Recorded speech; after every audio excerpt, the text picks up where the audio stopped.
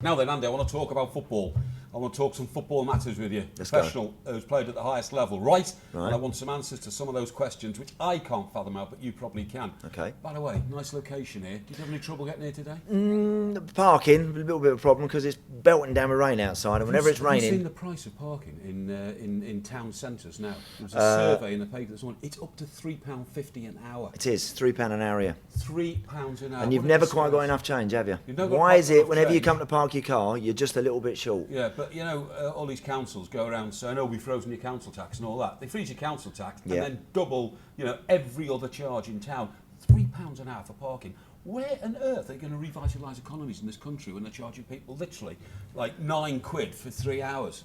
Diabolical. Do you remember when we used to talk about hospital parking? Yeah. The charges for hospitals Yeah, as well. disgraceful. Diabolical. Disgraceful. That's a tax on the suffering. It is. I mean, I was in hospital, mate. I was You was. suffering.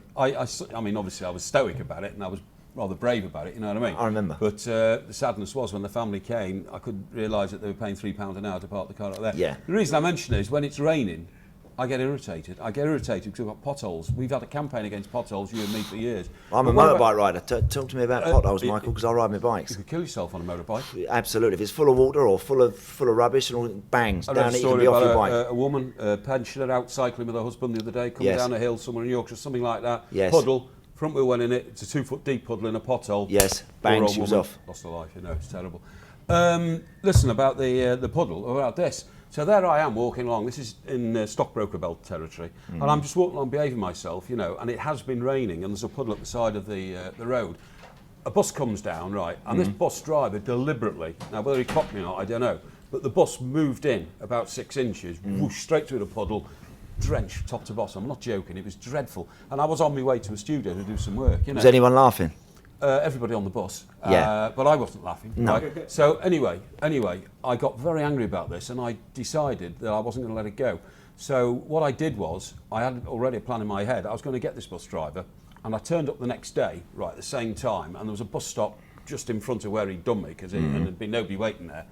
So I was going to take a water pistol, but I formulated this plan with a mate who said, actually, that's an offensive I was going to say, weapon. if you go walking on the high street with what looks like I know, a gun, I know. Well, it's a water. Anyway, actually, you can't buy water pistols these days because I didn't go and Really? try and buy one. Yeah. So what I did was, I went home, and you know those yellow jiffy things that they have lemon in them. Yes. When you're making pancakes Yes. and all that. I got one of those and I emptied it. Right. Right. And I filled it full of water. Right. So I had this in my pocket. Right. I had this in my pocket. I was waiting at that bus stop. Right. And that bus was coming along. I saw it coming. All right. You're going to get it now. And I was going to get on the bus. Right. same driver, obviously. Well, this is the problem. So the bus comes along, I thought, right, I'm going to get him now. He soaked me yesterday, and he laughed about it. I could see him laughing. I was going to give him the whole load of my lemon. Jiffy. Lemon, yeah. I was going to give him that right in the gob, you know, and I was going to do it like a magician. I was Yes. going to offer him some money, you know, for my ticket, Yeah. and then, Yeah, you know what I gotcha. mean, right in Yes. his gob, you know, and get him, and then run off the bus, Right. you know, as you do, you know, Yes. bravely. Anyway, bus pulled up. I got on. There was a woman driver. So it clearly wasn't him. wasn't you know what I mean? it? No. So I was thwarted. But anyway, I Can I just tell you digress. something? Just talking about buses. My uncle used to be a bus driver. Oh, really? I didn't know that. And- You've got a very interesting family, Well- because one of your brothers is an architect. Correct. He used to be a bus driver, and to entertain, because listen, if you think about it, as a bus driver, when Yeah. you're just pulling in, Yeah. people are getting on, Yeah. and you pull over, and then they get off, and then Yeah. to entertain yourself a bit during the day, he used to actually, Yeah. as he was driving along, hit Yeah. the brake a little bit.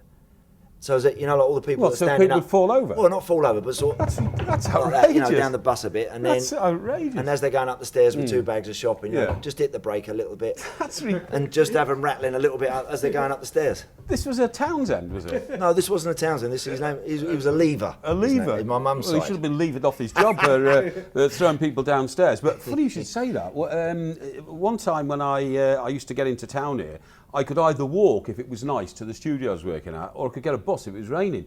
I never got on the bus because the same young girl was driving this bus every day. She was a maniac. She thought she was Sterling Moss. Yeah. So you get on the bus, right, unless you were holding onto a pole like that, and it Yes. was... Really fly, Boom. yeah. and then straight on the brakes, because the stops are about every 200 yards, you know, down the high street to Exactly. the studio. So you've got to be very careful about it.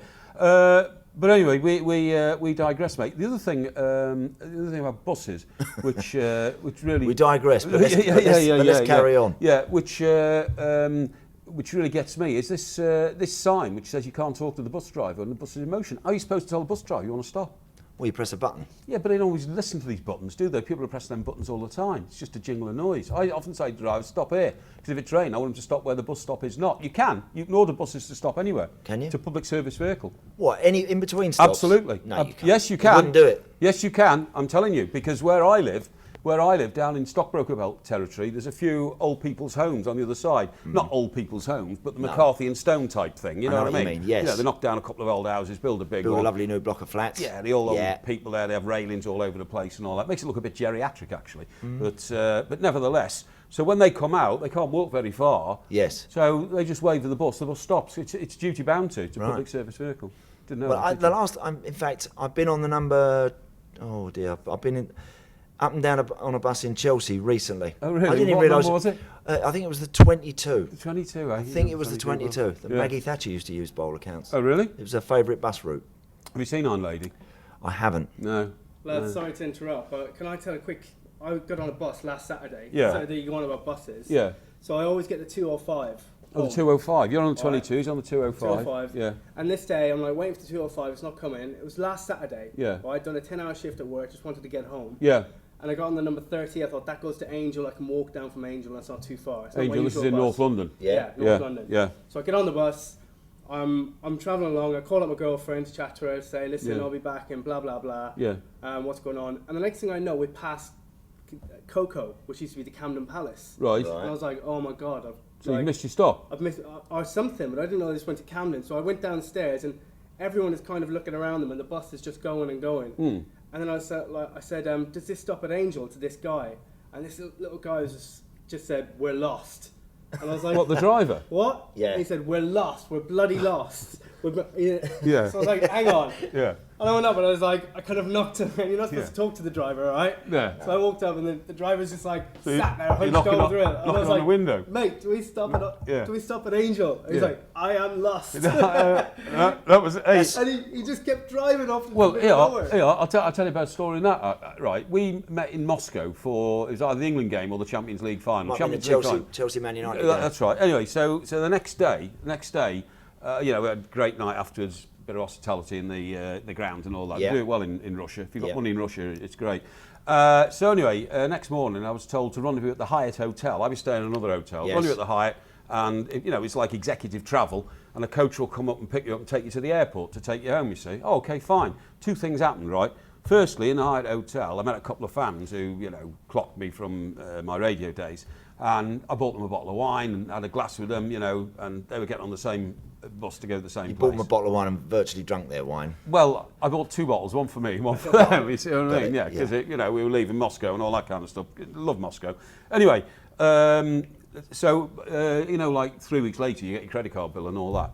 I'd been charged 700 quid for those two bottles of wine. 'Cause What? The bill came in rubles, didn't it? And So you just sign it and don't know well, what you do. in front of these fans, you don't want to True. make out that your Yeah. penny pinch or anything like that. So you thought, yeah, okay, get your mate. phone out and try and start calculating it. Exactly, and I wasn't the only one.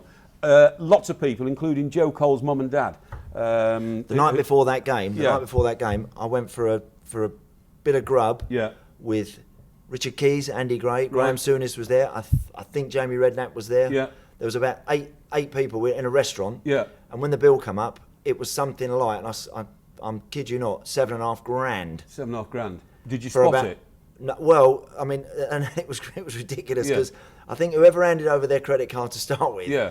it wouldn't have Wouldn't worked. take it 'cause and too there was much. a guy on the door that was kind of about 6'4", Yeah. and he had muscles in his cheekbones. And you weren't Do you know getting what I out mean? there And he until- weren't moving, Yeah. and it was like someone's got to stump up the bill here. And I think we all looked at Suey, we all looked at Graham, Yeah. and I think Graham handed over his credit card Wow. and said he'll try and claim it back. I mean, couldn't the five of you put in for $1.5 grand each or something? Well, we could have done. We could have done, but I think it was one of those. Were you giving it the beluga caviar and champagne? No, it was real. We had some what we thought were just nice bottles of wine. Yeah. Just the food and Yeah. everything else, and they were like ripping us off everywhere. But anyway, look, this is about a bus, wasn't it? Yes. We digress again. So we get on this bus, and we've literally got 4 hours before the plane takes off. So I said, and it was like an executive luxury bus. I said to the driver, get us to the airport, mate, as soon as you can. I want to get into the lounge with me mates and have a drink, before we get on the plane. He didn't speak any English at all. So I thought, well, it doesn't matter. Anyway, he sets off, right? And we get onto the Moscow equivalent of the M25, right? Right. and after about like an hour and a half, because I was told the journey was going to take 25 minutes out to the airport. After an hour and a half, Felt like you might want to just ask him something. well, he didn't speak the English, you see, but I realised that actually we just passed a landmark on the equivalent of the M25 that I'd seen an hour and a half ago. Well, so you've been looping round? We're going round the M25, and we'd already gone round once, right? So, you know, what do? I get my phone out and I ring luckily I knew the travel agent guy was. It's one of those companies that organise the tours, you know what I mean? I rang him, I said, Dave, I says, Mikey, yeah, what's the problem? I said, the problem is, mate, we're on a bus which is going around in circles around the Moscow equivalent of the M25, and we're supposed to go into the airport. I said, no real crisis at the moment, still got 2 hours to go, but I want to get to the airport. Oh, leave it to me. I've got a Russian-speaking, the Russian-speaking guy speaks on the phone to the driver, and says, this man does not know where the airport is. I said, how can you miss an airport in Moscow? It's a big place with runways, jumbo jets coming in and out. You know, I said, Lots of people. I said, I can see planes flying all over Moscow. I know exactly where the airport is, sort of in the general direction. This guy's heading in the other. It was a fiasco. We got there. So what'd you do? Got there with 20 minutes to spare, and literally give it the old sprint down the corridors like that. Running for the plane. Running for the plane. Nothing worse. And I've got a worse one than that. What happened to me once coming back from Croatia? Croatia's not a great place. Frankfurt Airport. So we come into. Why was you going via Frankfurt to Croatia? You have to Zagreb. You don't have to. Well, we did. Lufthansa. Cheap. Lufthansa. Thank you for flying Lufthansa. Shall I tell you that joke? Yeah, let me tell you the joke about it. It's worth having. So you're on this Lufthansa plane, and you know the way the Germans are super efficient, and flying across the Atlantic, and Lufthansa's Dutch. Lufthansa's German. Lufthansa's German. Yes. Lufthansa's German. And you know the Germans are very efficient, but they're also very good at what they do. They make great cars and all that, so you think they make great planes. And a voice comes over the speaker, you know, ladies and gentlemen, we are sorry to have to tell you we have a bit of the problem with the plane, and we are going to have to go down into the Atlantic. The good news is the first class passengers, there are lifeboats for you, and there will not be a problem. And for the business class passengers, there are plenty of life belts and life jackets, and you will not have a problem. German helicopter will arrive and pluck you out of the sea.